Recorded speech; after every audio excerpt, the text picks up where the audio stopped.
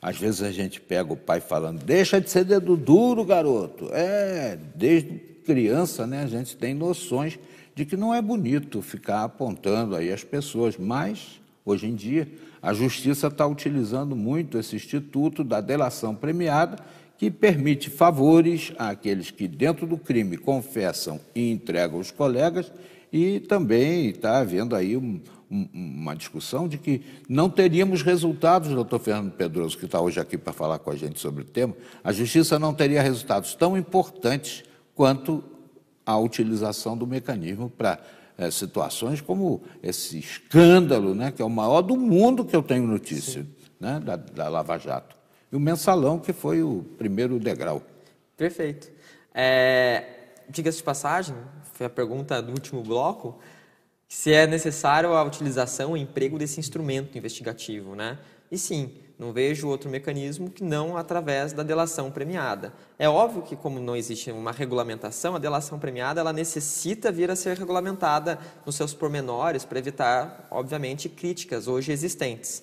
Mas ela se faz imprescindível, se faz necessária quando trabalhamos justamente com essa forma de criminalidade que hoje é muito bem engendrada como a organização criminosa. Os crimes organizados, muitas vezes, eles têm aparatos melhores do que o próprio Estado. Agora, tudo justifica o fato de haver prisões temporárias, prisões preventivas, manter o sujeito lá numa situação terrível, porque as prisões brasileiras são verdadeiros infernos, Sim, né? São preciso. calabouços, né? Uma coisa horrorosa. O sujeito, naquela circunstância, ser premido a fazer confissões e delatar pessoas, não é uma coisa que talvez afronte, né, o direito brasileiro, que preserva a inocência até a culpa formada? Preciso. Grande indagação, diga-se de passagem. O que é importante nós observarmos, antes de qualquer coisa, é falarmos das prisões. Nós temos várias formas de prisão. Nós temos a chamada prisão civil, no caso de inadimplemência, né, de alimentos. Nós temos a prisão administrativa. Nós temos as chamadas prisões, inclusive, prisões de falido. E temos duas que são as mais discutidas, que são as prisões chamadas prisões processuais e prisão penal. Prisão penal é aquela que se dá logo depois do trânsito em julgado, já tem uma sentença definitiva. Então, ou então o segundo grau de jurisdição. Não, mas essa não seria penal ainda, seria uma prisão processual. Processual. E dentro das prisões processuais, nós temos o flagrante, a preventiva e temporária. Acontece que essas prisões, flagrante, preventiva e temporária, elas são a última ratio, ou seja, em outra palavra, ela é a última medida a ser aplicada.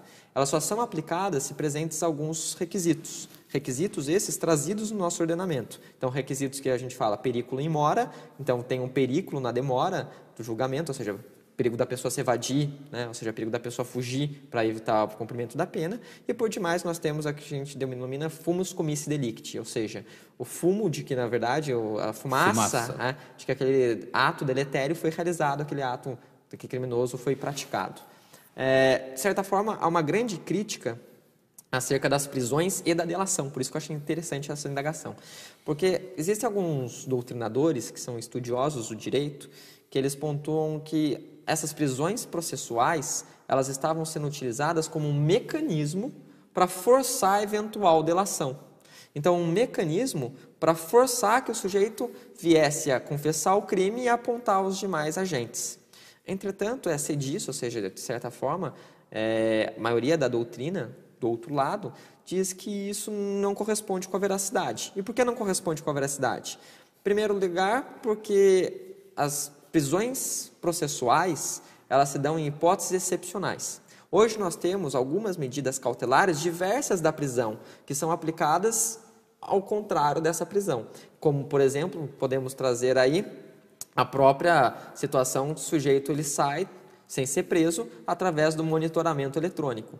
Então, a chamada prisão domiciliar antes dessa prisão processual. Então, existem outros mecanismos que podem ser empregados no local da prisão, que são essas medidas cautelares diversas da prisão, e que, de certa forma, se casam muito bem com a delação premiada. Ou seja, não tiram a voluntariedade dela, a espontaneidade dela. Por que se briga tanto sobre quem tem a competência de acolher a delação premiada? Uma hora a Polícia Federal acha que tem o direito, o Ministério Público não concorda, o outro quer, o outro puxa, estica. Como é que vai terminar isso, doutor? E é perfeita essa indagação.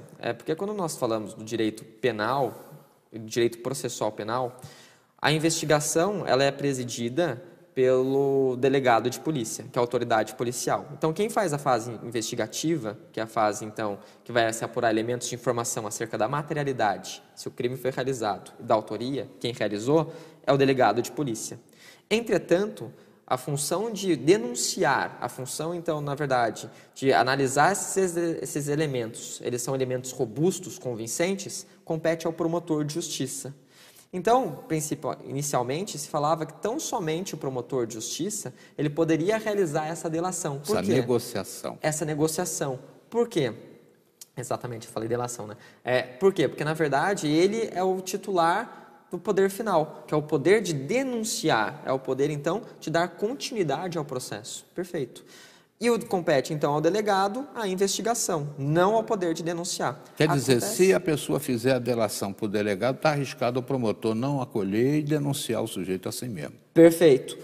Entretanto, houve uma deliberação do STF recente, diga-se de passagem, que possibilitou que o delegado possa firmar os acordos de delação.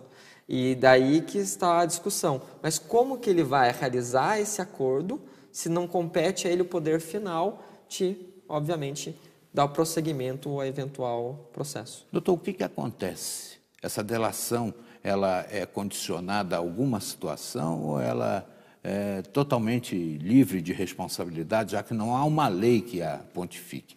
Temos ainda um minutinho para o senhor esclarecer esse assunto. Nossa, perfeito.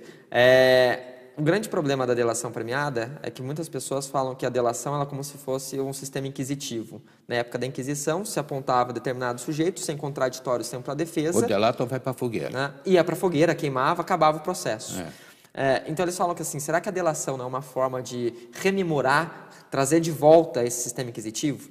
E hoje a gente fala que não. E por que não? Porque, na verdade, a delação ela é um meio de prova, ela não é um instrumento que vai dar base a uma condenação. Ela só dá base à condenação se, de fato, ela levar a provas que, de fato, corroborem aquilo que foi dito, para evitar que a pessoa diga por meramente dizer e ter a benesse do instrumento processual. Seria, pelo menos, essa ideação de uma forma mais corrida. Aliás, já tivemos alguns casos em que a delação não foi homologada pelo foro competente. Exatamente, porque não bateu com a prova. Doutor Fernando, eu vou pedir para o senhor voltar mais vezes aqui. Perfeito. Os seus esclarecimentos são muito importantes, né?